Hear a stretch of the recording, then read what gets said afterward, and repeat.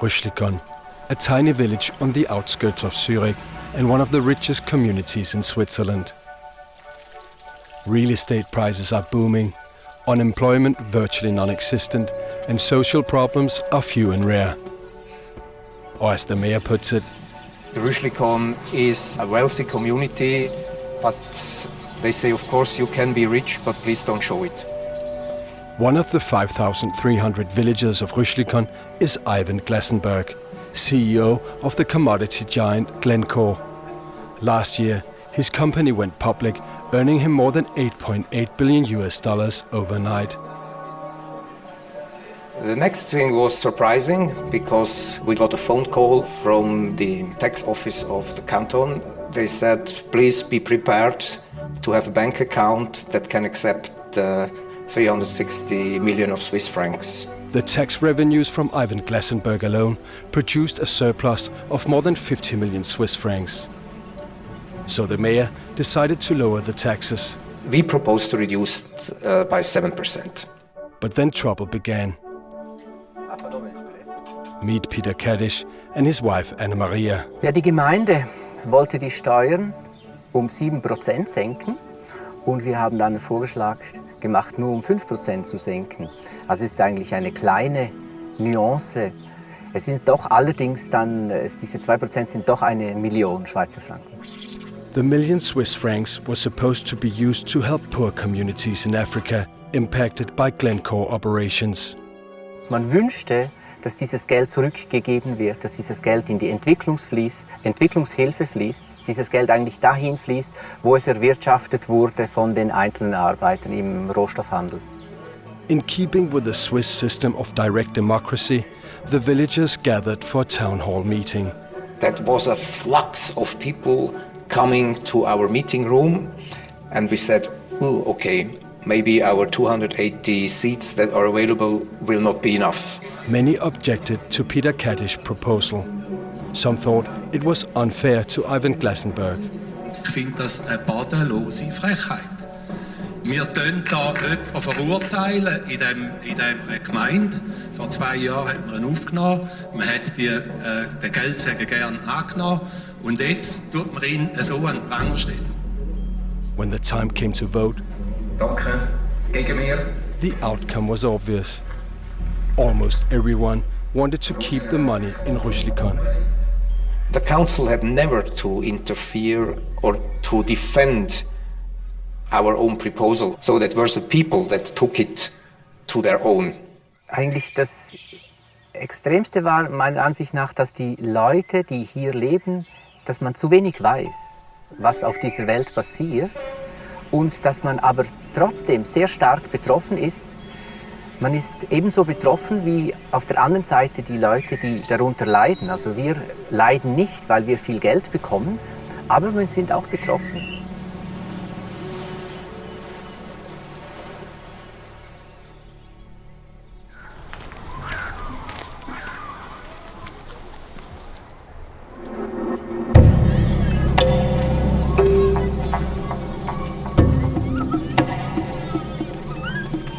This is the copper belt in Zambia. Beneath the ground are the largest copper reserves in Africa, an essential commodity in the global economy. Glencore, under Glencore, yes. Today, virtually all Zambian copper mines are owned by multinational corporations. In 10 years, they've extracted copper worth more than $29 billion. As a country, as a nation, God has blessed us with such an abundant natural resource. Now, the paradox is that Zambia is ranked among the bottom 20 in terms of poverty, 20 poorest countries. We are wealthy, yet we are poor. The problem is no longer so much one of absolute poverty. It's become one of inequality, and Zambia is really a case in point for this. A lot of people think that we in the West have been extremely generous in the amount of foreign aid that we provide to the developing countries and particularly to Africa. globally, our estimate is that the amount of money flowing out of developing countries is 10 times the amount of foreign aid flowing into developing countries.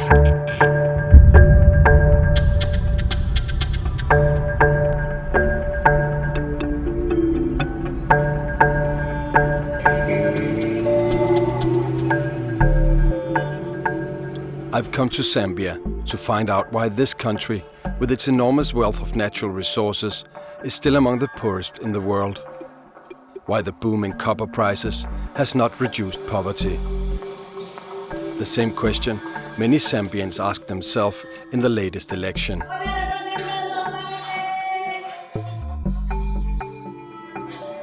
His Honor the Vice President. Mr. Speaker. In October 2011, Guy Scott, who once threatened to march on the copper plants if they didn't pay their taxes, became vice president. We're aware that Africa is losing more money from tax avoidance by foreign companies every year than it's gaining from aid from the countries from which these people come. God, he gave copper to Zambia. And these people, if they don't respect the Zambian soil where there is copper, mining or any other business venture in Zambia, they should contribute. These mining industries, they export and we don't know what they're doing with our money. If they're exporting our minerals, the money must come back to Zambia. So the current investors should wake up, stand up and be counted, and they should not wait for the government to push them. We don't have time pushing people. Vice President Guy Scott was born in Zambia. He studied economics at Cambridge and holds a PhD in cognitive science. It seems peculiar that you're vice president in Zambia and you're white. Well, white vice presidents occur from place to place, like United States of America has got one. And I don't think in the Caribbean it would be all that unusual. It's just a thing that's a bit unusual in Africa. But Africa's maybe changing.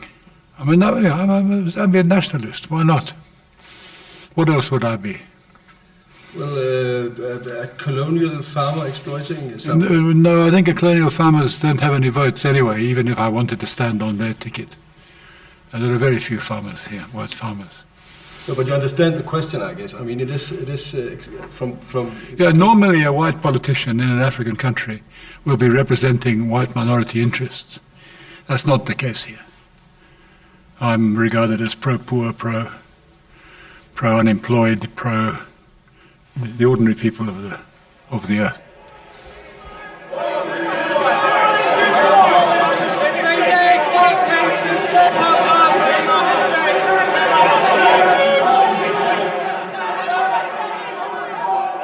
This is the London Metal Exchange, where the world market price on copper is determined. Between 2001 and 2008, the price on copper nearly quadrupled. Yet, despite the boom, the foreign investors paid virtually nothing in profit tax in Zambia. One reason could be transfer pricing. Transfer pricing is an enormously damaging phenomenon right the way across Africa. The name of the game is to shift your profits out of the high-tax countries, the onshore countries such as in Africa, where the profits are actually being made, and shift them artificially into low-tax countries, into tax havens, where they won't be taxed or won't be taxed properly. The way that this is done is by multinational groups, is that they have subsidiaries all around the world, and these subsidiaries trade with each other. And they can artificially manipulate the prices of these trades for bookkeeping purposes, for accounting purposes. The tax haven subsidiary will buy something cheaply and sell it on much more expensively, and between that gap there's a huge profit, but they won't be taxed in the tax haven.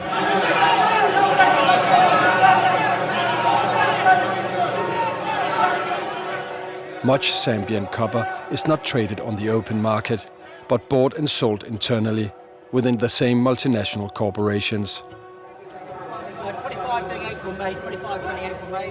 On paper, this makes Switzerland one of the biggest importers of Zambian copper. Switzerland is a huge purchaser of copper out of Zambia, but that doesn't mean that the copper is shipped from Zambia to Switzerland. The documentation goes to Switzerland, but the copper goes all over the world.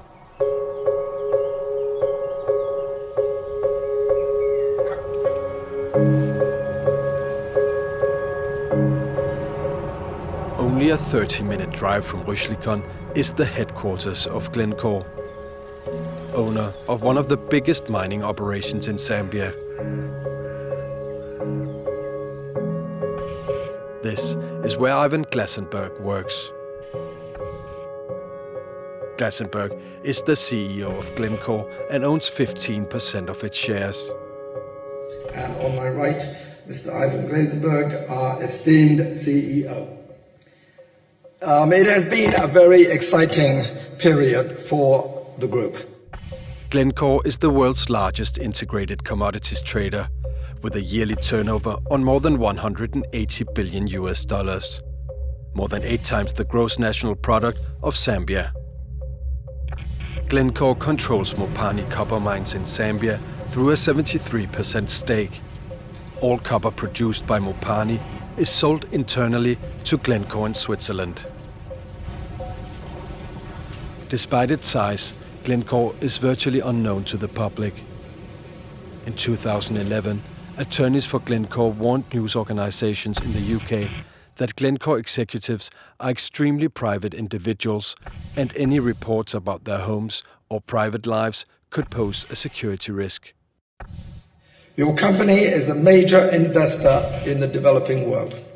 We believe developing countries need more investment, not less. Investment provides jobs, education, access to healthcare, and improved infrastructure. We spend hundreds of millions of dollars on goods and services, as well as running schools and hospitals at many of our operations. Without foreign investment, none of this would be possible.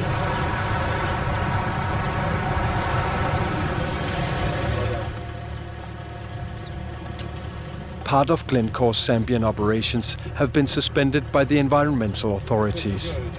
I wish you a pleasant flight. Captain Yiga, thank you very much. Thank you, sir. Vice President Guy Scott is visiting the plant and has invited me along.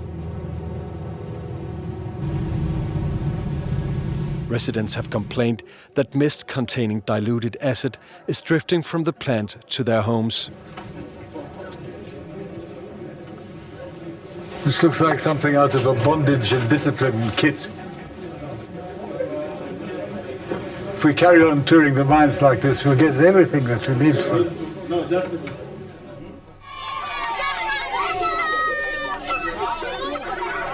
Vice President.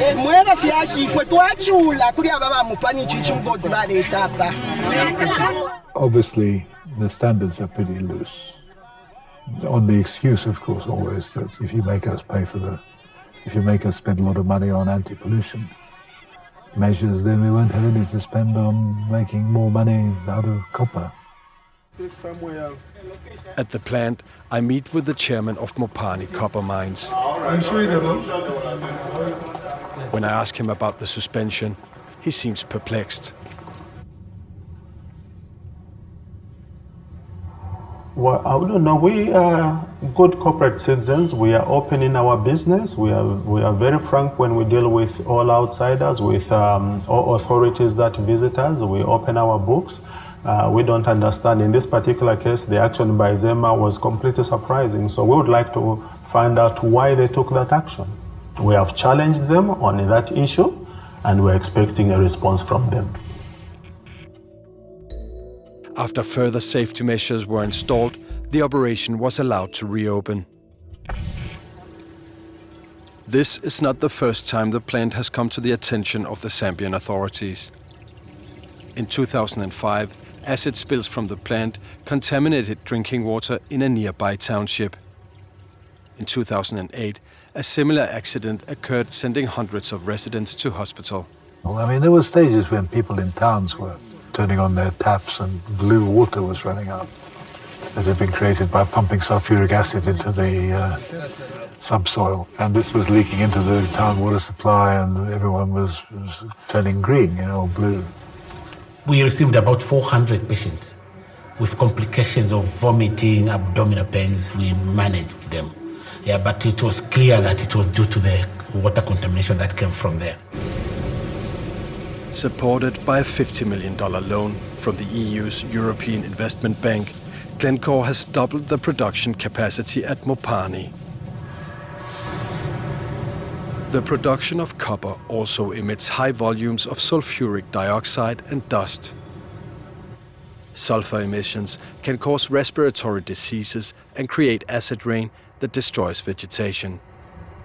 A lot of respiratory tract infection cases come from conch oil, especially when the emissions are too big. You find that you get an influx of patients coming from the clinics to us. I feel it myself, the effect of the emission of sulfur dioxide. Air pollution is regulated by WHO guidelines and limits set by the Zambian authorities. The levels are measured at 4 installations around the plant.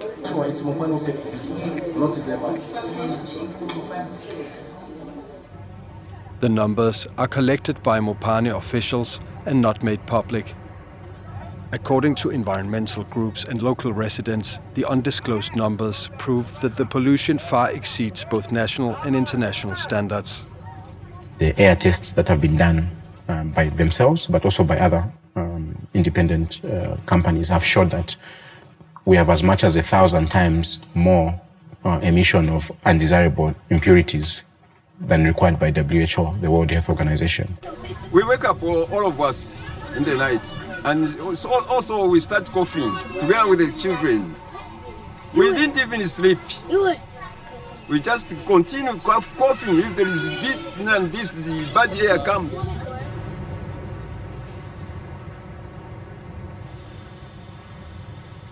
I asked the chairman of Mopani if it's true the air pollution from the copper plant far exceeds WHO standards.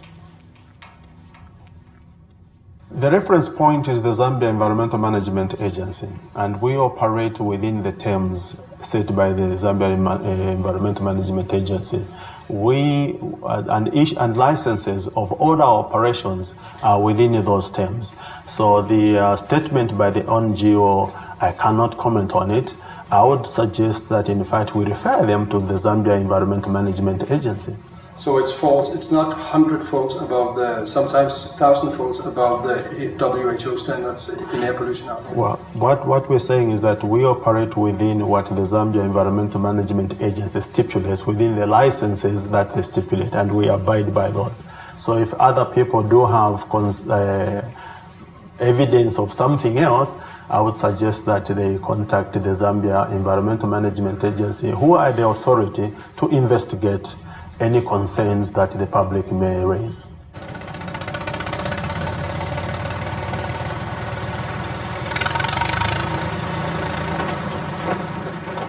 I tried to obtain the figures from the measuring stations directly from Mopani and the Zambian authorities, but with no result. Finally, I contacted the head of communications at Glencore in Switzerland. The numbers that you collect, I know you have these measuring stations for pollution around Mufulira. Is it possible to get those numbers from you guys? They're not public numbers. Why not? This is something, because they aren't. This is something that is between us and the environmental regulator in Zambia. Yeah, I'm just asking about what are the emissions. You must have the most precise information. I've answered that question several times. No, you haven't answered. You said, okay, but then I'm a bit slow. What's the reply? The reply is that we're capturing half. The data that you were asking about is not public data. That is the reply.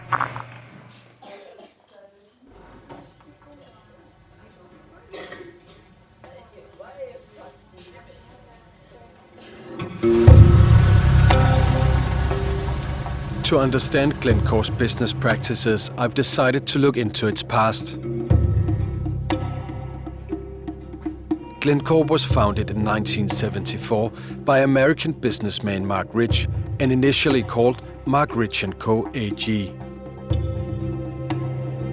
I've asked for an interview with Mark Rich, but received no response. Instead, I traveled to Tampa, Florida to meet Morris Weinberg, a former public prosecutor in New York. In 1983, he headed an investigation into the company's tax practices. There was a big investigation the Justice Department was doing, and in the course of that investigation, 2 businessmen from Texas had pled guilty.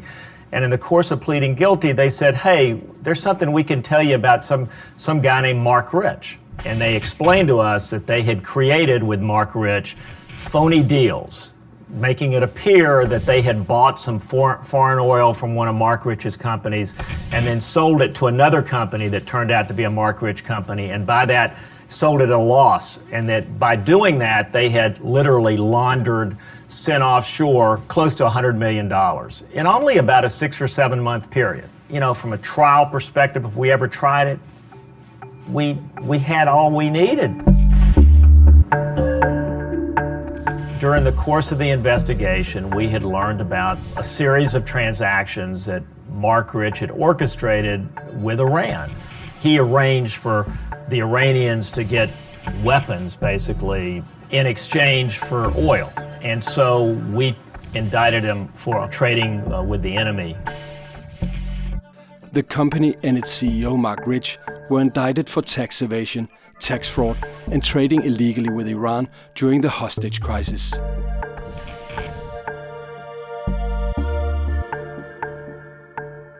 According to Morris Weinberg, Rich and his attorney offered a one-time payment to settle the charges. Well, he came in the office. He's a big guy. He's a really big guy, Edward Bennett Williams. And everybody, all of my friends were all excited because here's the most famous lawyer in the country is coming in to meet me. And he comes in, he sits down, he puts his feet up on my desk, and we talked about baseball. And then eventually, you know, he said, well, can't, you know, something to the effect of, you know, can't we just get this resolved? You know, we'll just pay some money and, you know, it'll go away. I mean, you know, and then he says something, you know, I know you got a pretty good case here. You know, I know you got a pretty good case, and I just want to, you know, make it go away. And I said, he's going to have to plead guilty. He's going to have to plead guilty. And he says, well, what do you mean? I said, it means he has to plead guilty, and he's going to go to jail. And I think I probably spelled it out like Jail, jail. And he said, woo. And he said, well, why? And I said, and I said, well, look, it's the biggest tax fraud in the history of the United States. If we let him go, how are we ever going to do another case?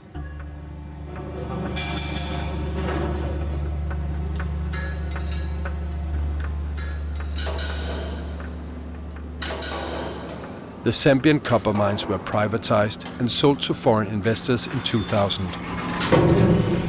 It is fair to say that of all the frauds that occurred in Zambia during President Chiluba's time, the privatization of ZCCM was one of the most significant. The privatization process has never been officially investigated for corruption, but the president at the time, Frederick Chiluba, was sued by the Zambian state for misappropriation of funds in the London High Court in 2007. Michael Sullivan represented Zambia in the case against Chiluba. President Chiluba was found liable in damages to the Republic of Zambia in the sum of $46 million for conspiracy to defraud the Republic and for breach of fiduciary duty. Very living example concerns the purchase of extravagant shoes and suits from, in particular, one named Boutique Basile in Geneva. There was spent over $1.1 million, and the clothes which were purchased were found during the investigation into state corruption. I've seen them myself. There were 11 trunks. I mean, I have the list of what was found in the trunks, and you have 206 designer suits, 185 shirts, 36 jackets, 157 trousers, and 64 pairs of shoes, and 74 ties. Now, all these ties were designer ties, mainly coming from Switzerland and Italy. So there you have a graphic example of the nature and extent of the corruption. ZCCM was sold for a total of $627 million. Last year alone, the mines produced copper worth more than $6 billion. President Chiluba died in 2011. Francis Kaunda, who headed the negotiations, still lives in Zambia.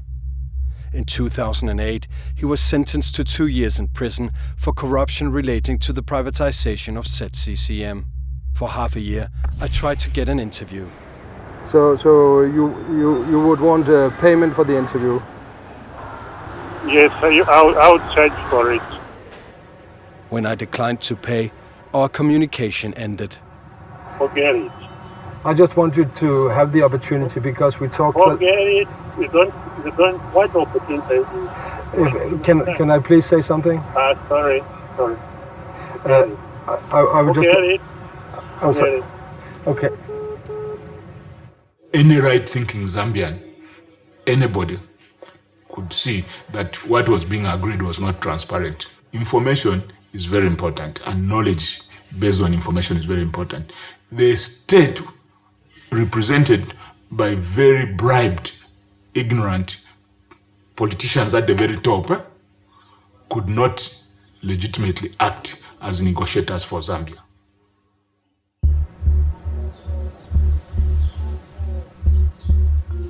From the outset, the investors had the upper hand in the sales negotiations. Copper prices had hit rock bottom and the state was running out of money. Its debt to the World Bank and the IMF was so large they could not get new loans. Zambia had its back against the wall and was forced to sell. The executive board were more and more nervous about that.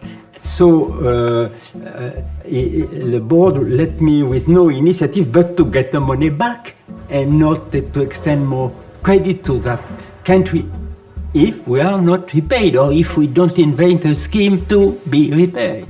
The mines was the last great resource that the state held, and the bank and fund were very keen for the mines to be privatized. And so they made it a condition of a series of loans to Zambia and a series of debt relief initiatives that the mines be privatized.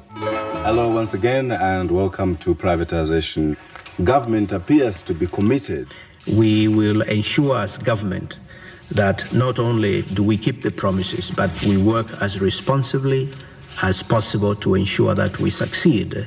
So the IMF acted as effectively a gatekeeper to all donors, both the bank, the fund, and all bilateral donors. We were basically under the instructions of the World Bank and the International Monetary Fund.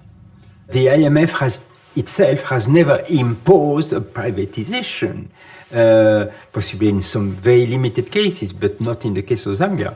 But what occurred frequently is that governments have said to their public opinion, we are privatizing because the World Bank and the IMF tell us that if we don't do that, they will not finance us. But it is not correct, or it is only partially correct. But it's part of the rhetoric. It's part of for the governments of, let's say, saving their face. Effectively, Zambia made a decision that the country was in such a desperate situation with its very high debt that it should do anything it could to please the foreigners. Anything you need to do to keep the donors engaged and to an extent to attract investors should be done. These were very, very painful moments because we were not given the opportunity to get the correct value of our assets. If you want to have foreign investors, well, you should treat them properly and not to be, let's say, more demanding on them than the neighboring countries. If not, they will go to the neighboring countries. Here, a degree of wisdom is needed in the management of the countries.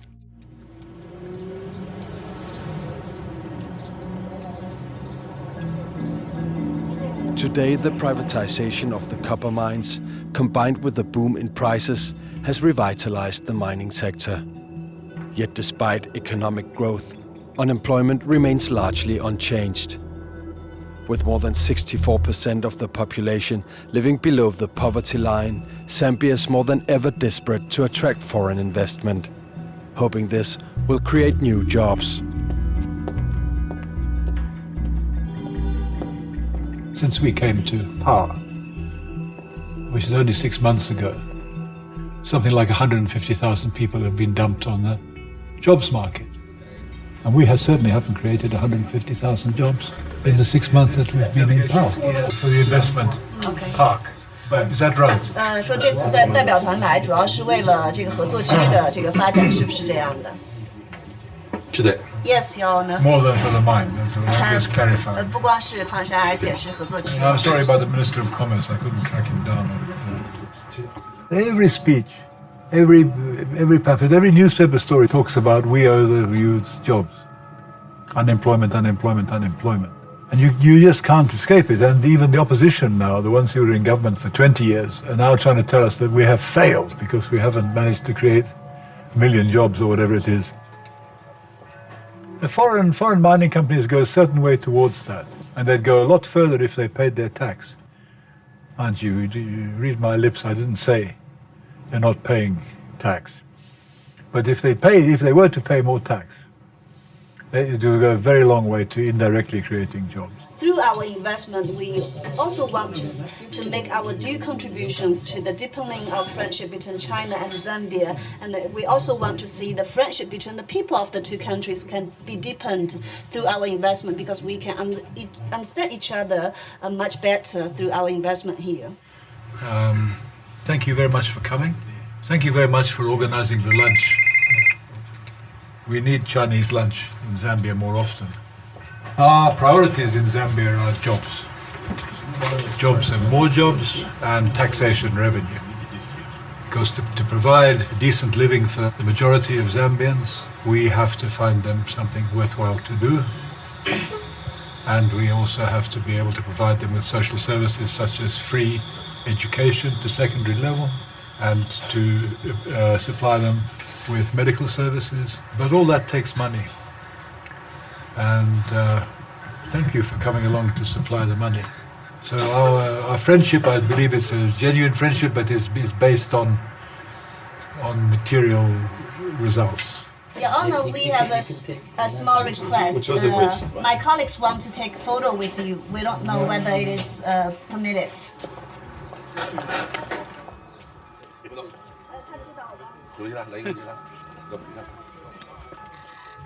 The first key to development in a country like Zambia, where you've got a serious unemployment problem and it's growing. I mean, I have to give my phone to my secretary every morning and keep it turned off at night, because there's so many people wanting jobs, and they think, I know, I've somehow got hold of the vice president's phone number and he owes me a job because I once organized a rally for him in some part of the country, or maybe he knows my brother, or you know, there's endless people needing jobs. Any old job will do. They're so desperate. You can tell it, you can smell it, you can feel it. If you keep your phone turned on, you hear it, you see it on the SMSs.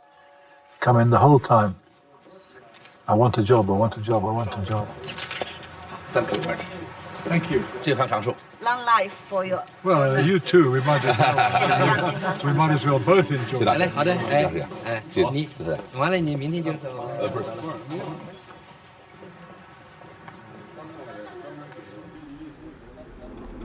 The lack of tax revenue from the mines has left some donor countries concerned that Zambia is not benefiting enough from its copper. At the Norwegian embassy, economists have scrutinized the numbers. Nous avions les chiffres de 2006. Alors, la valeur de l'exportation était de 3 milliards de dollars et les revenus de la Zambie étaient de 50 millions de dollars. Et encore faut-il tenir compte du fait qu'il y a des contrats de fourniture d'électricité qui coûtent au gouvernement zambien 150 millions de dollars. Donc, ils étaient en perte. A World Bank report from 2011 states that Zambia is losing money on the production of electricity, and that the rates paid only capture 40% of historic costs. According to the mining companies, there's a simple explanation to why they've hardly paid any profit tax. What am I saying? What I'm saying is that a number of companies had carryover tax losses. That's one. Then two, because the productive infrastructure had deteriorated, dilapidated so badly, it required huge investment to bring the production up. The production now is over 700, but over $5 billion has been invested in plant rehabilitations, plant expansions, and new facilities. According to the Norwegian findings, Zambia was hardly benefiting from the extraction of copper. In 2007, the tax revenue from the mining sector amounted to only 0.2% of the gross national product, while at the same time, copper made up nearly 71% of Zambia's exports. En regardant ces contrats, nous nous sommes aperçus des graves anomalies. Je suis allée à Lusaka, je suis allée devant l'Assemblée nationale pour dire « c'est votre affaire, mais si vous le demandez, si vous et votre gouvernement vous le demandez, nous, communauté internationale, sous leadership norvégien, nous sommes d'accord pour financer les experts. » Zambian President Levi Mwanamwasa took the advice and ordered a revision of the sales agreements and the Zambian tax laws. Nous avons lancé un grand concours international pour trouver les meilleurs lobbyistes et les meilleurs experts fiscaux. Ils ont conclu que les contrats étaient léonins, qui n'avaient pas de valeur, et du coup, ils ont créé un nouveau statut fiscal pour permettre aux Zambiens de bénéficier de l'envol du prix du cuivre. In April 2008, the Zambian government cancelled the conditions in the original sales agreements and introduced a new tax regime. The mining companies, it would be an understatement to say that they didn't like it. They went bananas and they threatened with international courts and the like. They introduced the taxation levels which were going to put mining companies out of business. So it was complicated from the two sides. From the mining company's point of view, the effective tax rate was too high. From the other stakeholders, the Zambian people, it was a welcome move because it was going to mop up a lot of money which would have been used for other development. The mining companies, all except one, refused to accept the new legislation and withheld payments. Malheureusement, Mbassa Levi est mort et Banda est venu au pouvoir. Et Banda n'avait pas la même conception de l'éthique ou de l'anticorruption que Levi. Et il n'a pas tenu tête aux multinationales. Et du coup, le régime fiscal n'a pas été appliqué comme il aurait dû l'être. Legislation is not the only challenge. Sophisticated tax planning is today making it possible for multinational companies to reduce their tax payments, moving profits out of the country. The phenomena is simply rife all the way across Africa and indeed the rest of the developing world. In Africa, you see a particular focus in commodity markets. Africa's natural resources are being extracted frequently without countries and citizens of those countries getting their fair share. In 2008, If Zambia had received for its copper exports the same price that Switzerland declared for its copper exports in the same quite detailed commodity categories, Zambia's GDP would have nearly doubled that year.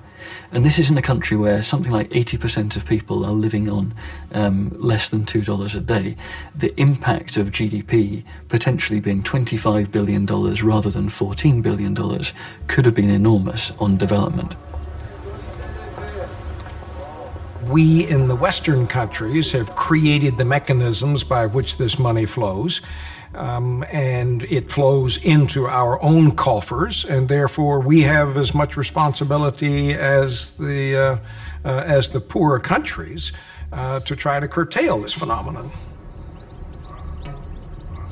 In many cases, the methods used for paying less tax is almost impossible for developing countries to scrutinize. Transfer pricing is inherently complex, and the OECD model, which is unfortunately perhaps the dominant model to work out what a fair price is for trade between two subsidiaries of the same multinational, that process is very complex. Now, what you find in a low-income country, as Zambia was until recently, is that the capacity within the tax authority to deal with the complexity and to deal with the army of lawyers and accountants that a multinational company has at their disposal simply isn't there. So a multinational company like Glencore is able to resource their ability to defend a particular set of prices in a way that the Zambian tax authority finds extremely difficult to respond to. I've spent my whole career looking at this, and yes, I'm on the OECD Task Force on Tax and Development, but by and large I find that the OECD is not interested at all in debating the broader subject. Their interest is in protecting their guidelines because OECD countries want to maintain the status quo.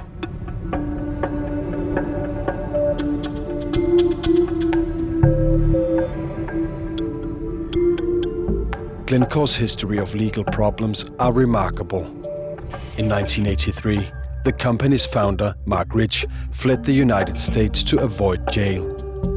The US authorities reacted promptly, putting him on FBI's top 10 most wanted list.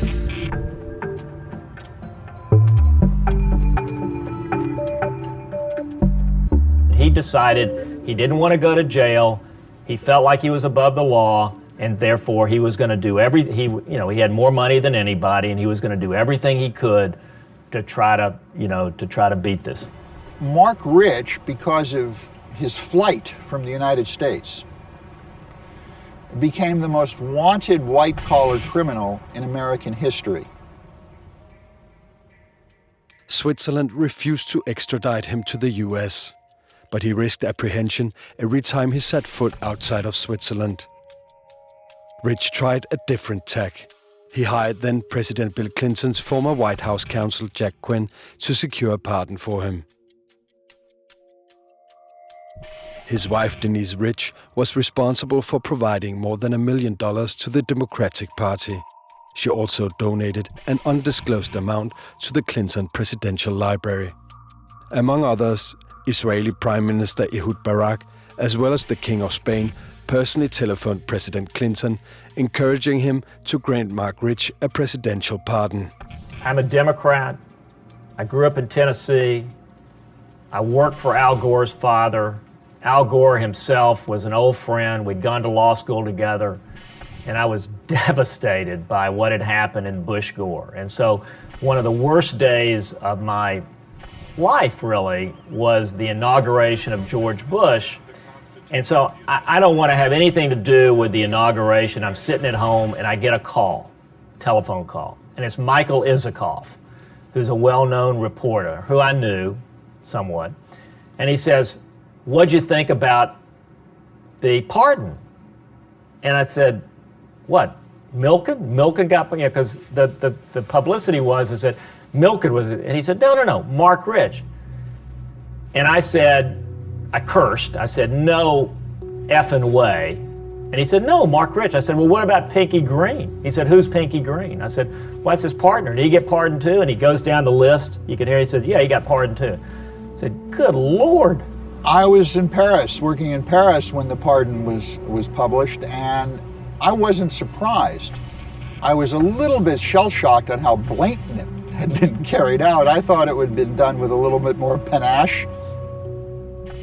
How do you pardon a person who thumbed his nose at the American system? You know, if he came back, if he thought he had such a good defense, come back and fight it. You put your defense on. He never did that. He was a fugitive. And he renounced his American citizenship. If you renounce your American citizenship and you're a fugitive, you don't deserve to be pardoned. Certainly not in a case where you committed the biggest tax fraud in the history of the United States up until that time, and your companies pled guilty to it. Ivan Glassenberg joined the company just as Mark Rich fled to Switzerland. Glassenberg's first post was as a coal trader in Johannesburg. At that time, the company's core business was providing oil to the apartheid regime in South Africa. From his exile in Switzerland, Mark Rich made an estimated $2 billion selling oil to South Africa before and during the UN embargo. In 1991, Ivan Glassenberg had caught Mark Rich's attention and was brought to the headquarters in Switzerland. Over the next couple of years, Ivan Glassenberg became a trusted member of the inner circle, known as the Rich Boys. The pardon of Mark Rich did not include the company.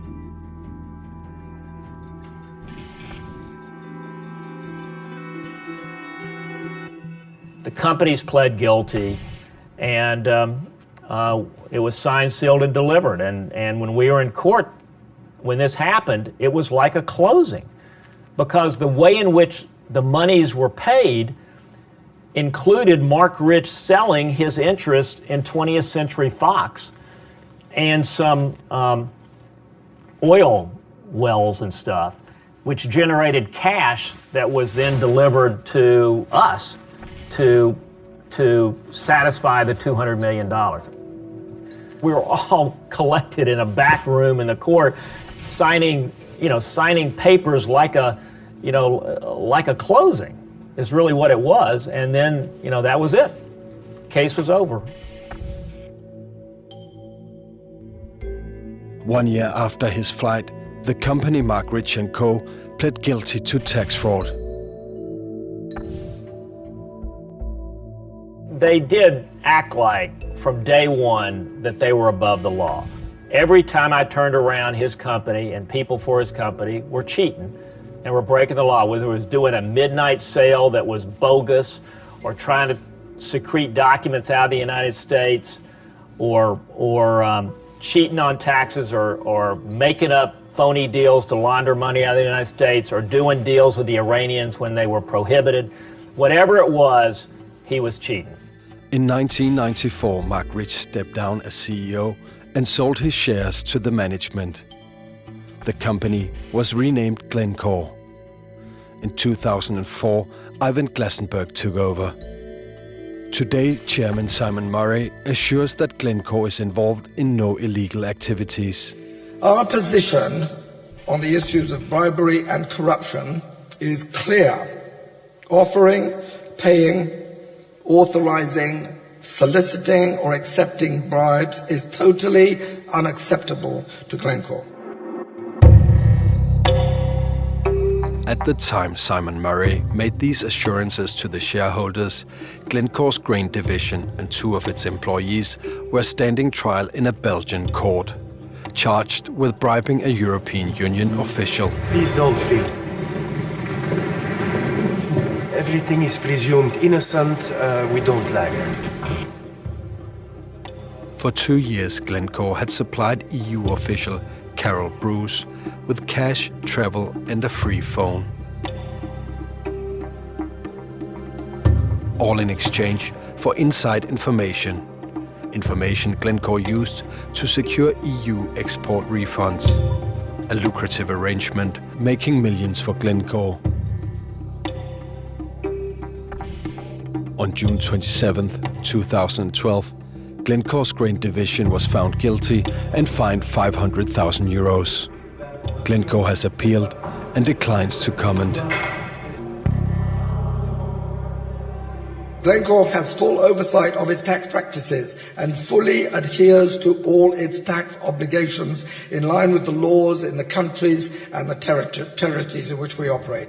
A confidential report leaked in January 2011 raises serious questions about Glencore's tax practices in Zambia. The report contains the results of a comprehensive tax inspection of Glencore's Zambian subsidiary, Mopani Copper Mines. Here it is.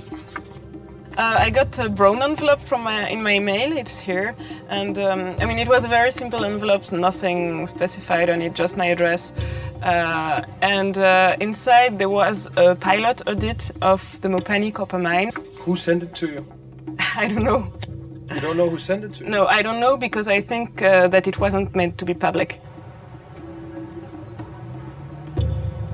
Financed by a group of donor countries led by Norway, Zambia had hired the international audit firm Grant Thornton to carry out the audit.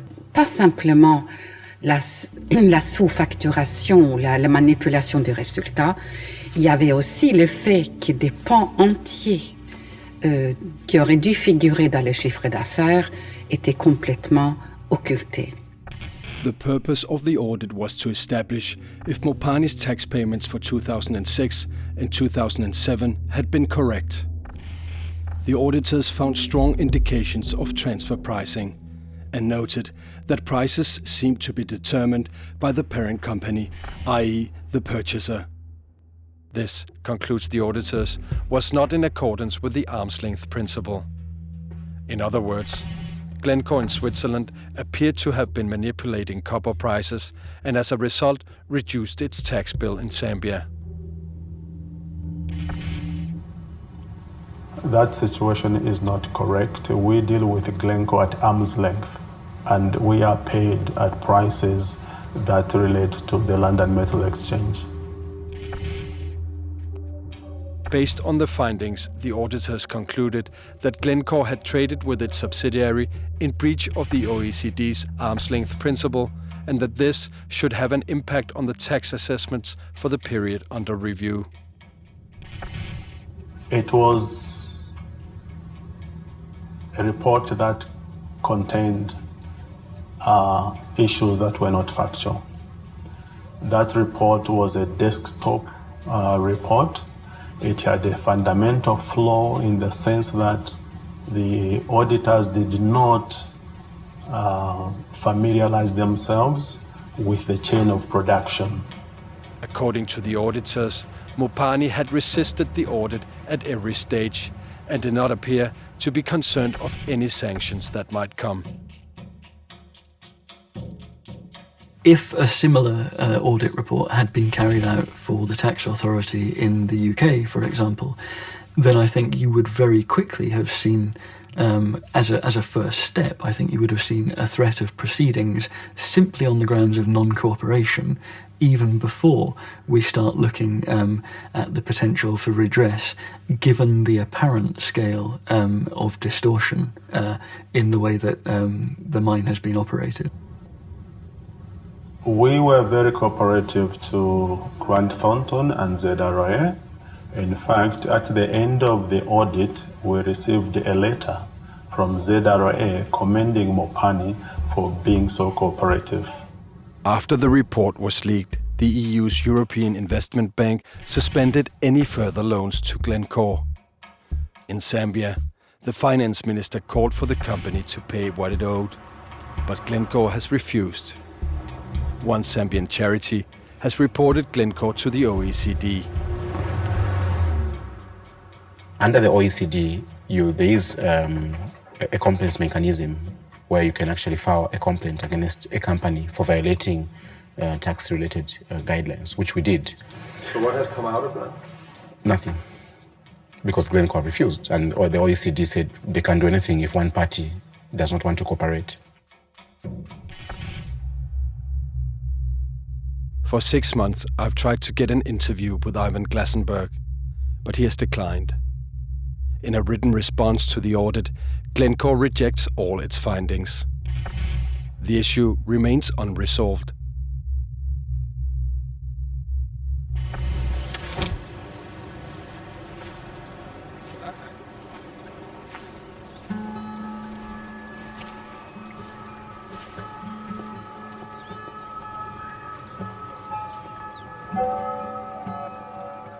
You don't have crack squads of auditors and accountants and computer operators and people who can parachute in and open a safe and fly back again and give us the information about who's hiding what. So you're just trying to do the best you can do, and that's what we're doing, and I hope we get better at it. I can't jump out of the chair, run through the door, grab my AK-47 from my car, and rush off and accost the nearest miner. It just takes a bit of time. It may take more time than people are prepared to tolerate.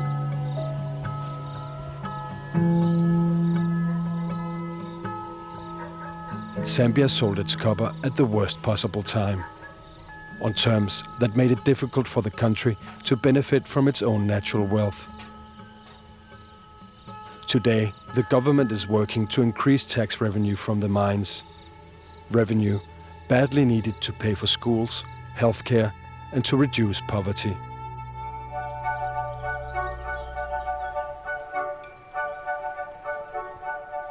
The leak of the audit report did not upset the market. In May 2011, Glencore raised over $10 billion, making it the world's largest IPO that year. Buyers included the Church of England and the Norwegian government through its oil fund. It has been a very exciting period for the group. It saw the successful IPO, offering the largest ever IPO on the premium segment of the London Stock Exchange and the first ever simultaneous London primary and Hong Kong secondary IPO. Ivan Glasenberg made $8.8 billion on the IPO. 400 other Glencore employees made more than $100 million each. In late 2012, former British Prime Minister Tony Blair was brought in to help negotiate an $80 billion merger between Glencore and the mining giant Xstrata. If successful, the merger will almost double the company's size and influence in the world.